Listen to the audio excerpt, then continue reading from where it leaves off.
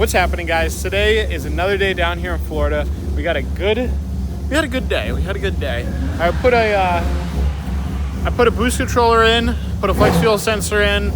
I wired up a couple other things, and I have to finish putting Rob's motor together. Rob's motor's coming out absolutely awesome. There's a couple of things I need to paint and do, like these right here. These are going to be painted black instead of the gray right now.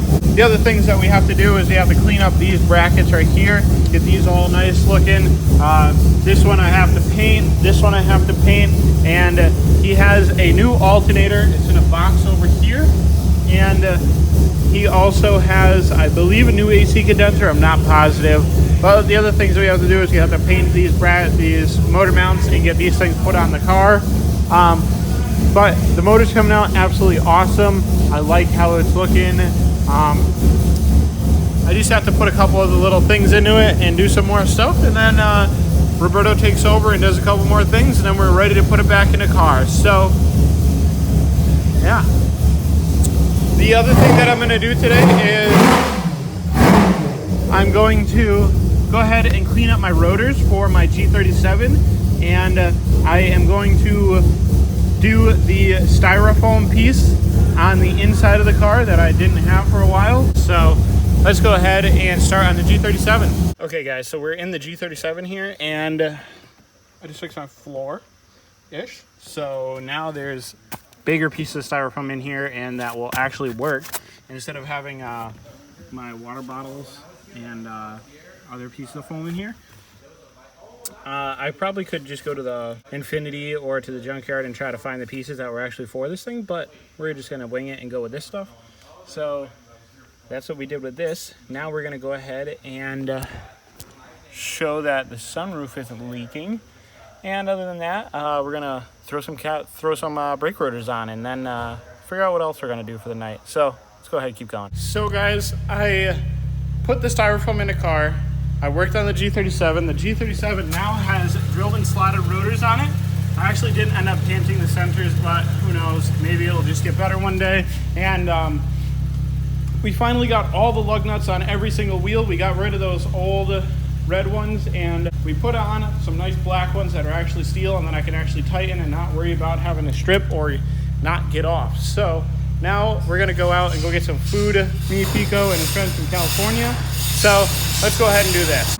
So guys, today is the second part of this video, and decided to drive the 180 today because I haven't driven it in like a week, except for that one day during the week. So I'm driving it around. It's a very hot day down here in Florida today, and I guess the wires for the fan just got a little too hot, and they ended up just completely melting. So now I have no fan. Car almost overheated. We definitely didn't warp anything, but motor got pretty hot. So what we're gonna do is we're gonna let the car cool down for a couple minutes, and then we're gonna go ahead and get back on the road and just drive over to Bole, which is like right down there, and then we'll go ahead and head back to the shop and see if we can't fix this up today, because I need a fan because I want to drive my car home. So yeah, I think we might go up a couple gauges in a wire for this stuff, because the gauge wire was actually kind of small. I want to say this is like a 12 gauge. It is. It's 14 gauge right there. So it's a 14 gauge. We'll probably go up to like a 12 or a 10 and see what we could do with that, because I think there was just too much current going through them. So yeah, a little bit of stuff to fix today. And the other thing I wanted to fix was a camera in the back, but we'll see about that now. Okay guys, so me and Chris went to the skate park.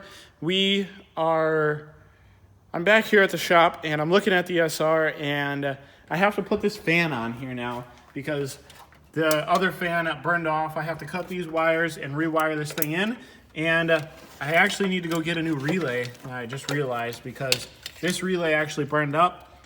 This terminal right there is bad, so I have to get a relay, or if there's one right here, I can just borrow this one for right now. So I'm gonna borrow this one, and I'm gonna buy another one for the shop. So we're gonna go ahead and put this thing back together so I can go home, because I'm dead. And I'll finish up Rob's motor tomorrow, and do some more with that. I have to put some brackets on it and paint the rest up. So that's what we got to do. We got to get this thing together. But let's go ahead and finish this. Okay guys, so we got the new fan in here, all ready, set to go. I have a smaller one this time. We're gonna run this one on this side though, so that some airflow just pulls through that one. Hey Bill, yeah, you think we could ever get something to like work on the other side, or get it so that the fan like turns off when the AC comes on or something like that? I don't know, because I just don't want to overload the fan. well, so with the Haltech, what you can do, what I do with cars like this, is I'll put a fan on the opposite side. So put one over here. Right, I mean, in this situation, it wouldn't really work. So I kind of messed it up and put it on the wrong side. So yeah, so what I would do is I'd put a fan here, that's a puller, so it's gonna Yeah. pull air through, or push air through, and then this side, move your puller to this way. Yeah. And then what you can do is you can set up the Haltech so under like at 180, right? This fan will turn on, and then it'll shut off at 170.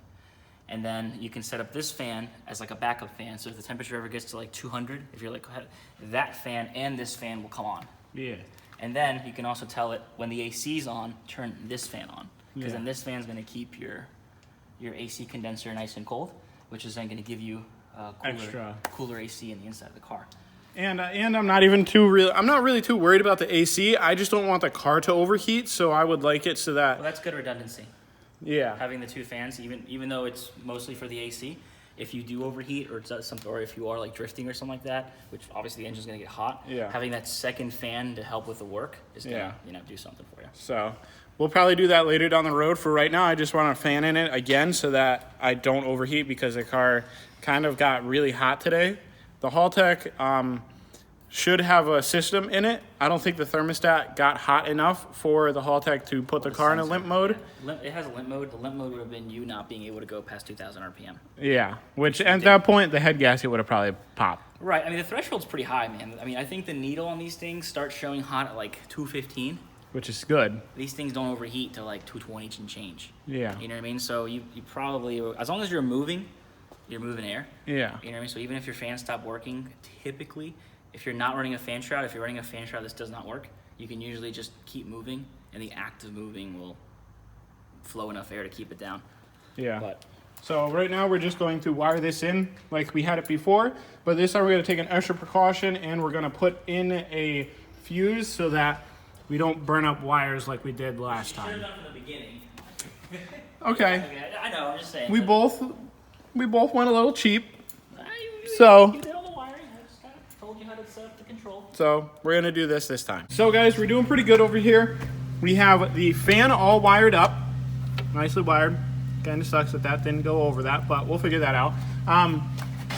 But here we go. We have the fuse in line with the power side, so that if the fan ever shorts or anything, this will take all the grunt and it will not let any of the other wires burn up. So the last thing that we need to do is I need to go get a relay, and my good buddy Alex here is going to take me to AutoZone real quick. If it's not too late, which it actually is, because it's what time? It's 9, you bought me 9:30. Yeah, it's too late. Okay. Shit. So honestly, we're going to plug this in and see if it works. If it does, we're going to run for the night. If it doesn't, kind of screwed, but we have a relay here.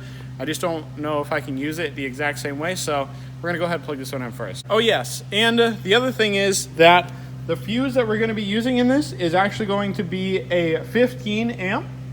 Roberto said we could run a 20, but I wanna be on the super safe side and run a 15 because it's lower amperage. If I blow a 15 a lot, I'll change it to a 20, but he said that a 10 is actually too small and it will blow all the time. Well, it's too close to so like this fan, especially since you have it under like, it's pulling air through two things. Yeah. It's probably gonna pull like 7 to 8 amps. So it's be really close to 10. So it's close to gonna, 10, so you might have right. So, you know, on some days you might be pulling that much. like a really hot day like today it was, probably pop it. Right. So typically when you have a fan circuit like that, you want to run like at least an extra 5 amps over what your worst case scenario is, which in this case is 10. Because, I mean, if your fan shorts, or even if a wire were to touch ground for a second and short out, that 15 amp fuse, gone. Yeah. So you're gonna save. Which that would have saved this thing today. Of course, yeah. In your case, I think your fan is what actually. The fan was probably bad. Yeah, because typically, for example, like if we have a wire, like for example, let's say we had this wire here, right, and this wire here was connected to your battery, and then this was connected to your battery, right? And let's say you had a short here. Yeah. Typically, you're gonna see damage from here to the load. Yeah. Right.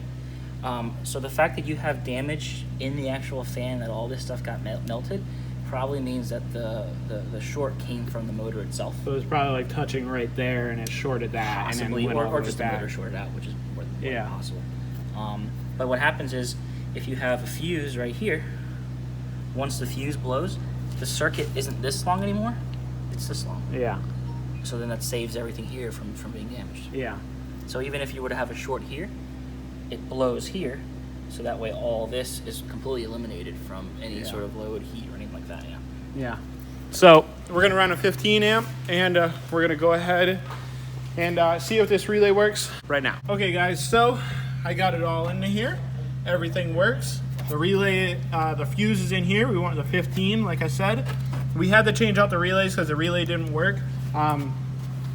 We actually tested it by taking off the signal from the ECU and just putting straight negative to it. So we put the negative terminal onto here and then just tapped it and made sure that it worked.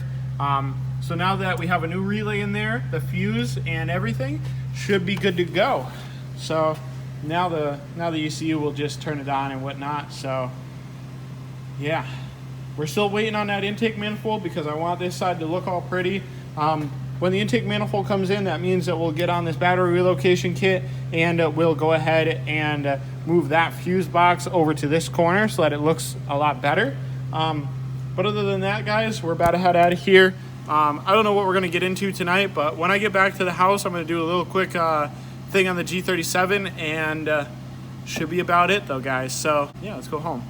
Okay, guys, so the last little bit that I wanted to show you guys is that I saw a lot of you guys telling me that the sunroof drains on this thing are actually clogged. This is the G37.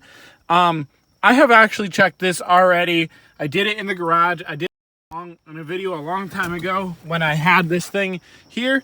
So just to prove that I've actually checked it already, I got myself a nice bottle of water right here. We're going to go ahead and find out where the hell the drain is, because it's somewhere around here. Looks like it's right there. So we're going to go ahead and pour this into here.